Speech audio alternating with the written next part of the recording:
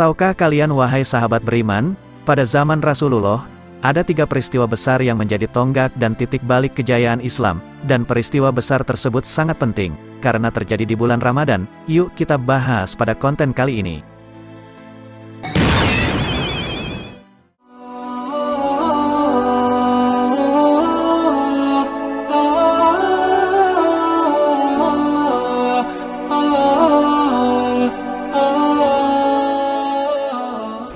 Assalamualaikum warahmatullahi wabarakatuh, sahabat beriman yang dirahmati Allah.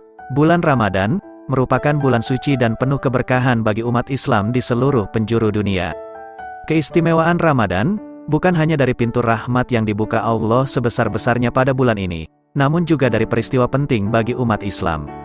Bulan Ramadan bahkan semakin istimewa dengan berbagai peristiwa besar yang terjadi bertepatan dengan datangnya bulan puasa ini. Pada zaman Nabi, banyak peristiwa penting yang terjadi selama bulan Ramadan. Peristiwa-peristiwa tersebut merupakan tonggak dan titik balik kejayaan Islam. Peristiwa itu bahkan berpengaruh pada peradaban umat Islam hingga saat ini. Sebelum kita mulai kisahnya, hayo bantu channel ini supaya makin berkembang dengan menekan tombol like, subscribe, dan klik lonceng supaya gak ketinggalan notifikasinya. Mari kita bangun channel ini sama-sama.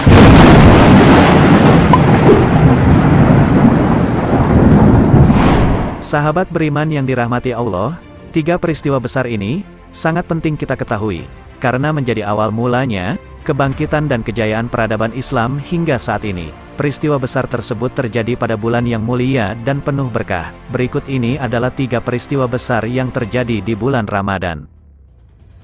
Yang pertama, turunnya Al-Quran.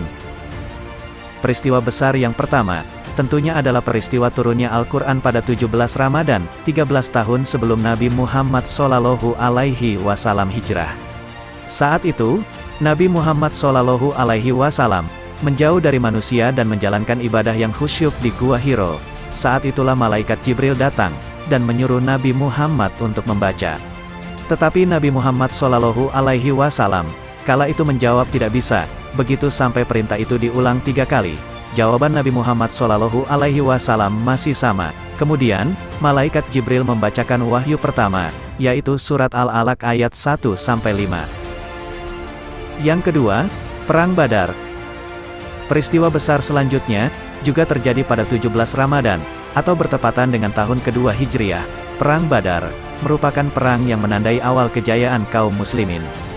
Hanya dengan membawa 313 pasukan muslim, Nabi Muhammad SAW dan pasukannya tidak gentar dalam menghadapi pasukan musuh yang memiliki 950 pasukan.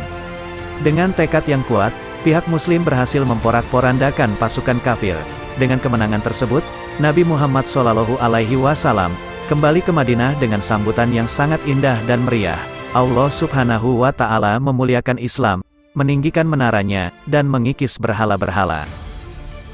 Yang ketiga, pembebasan kota Mekah. Peristiwa besar selanjutnya ini terjadi pada 20 Ramadan tahun 8 Hijriah, yaitu peristiwa Fatu Mekah atau penaklukan kota Mekah. Nabi Muhammad SAW berhasil menaklukkan kota Mekah dalam suatu perang yang dipicu oleh ingkarnya orang Quraisy terhadap satu perjanjian dari beberapa perjanjian Hudaibiyah.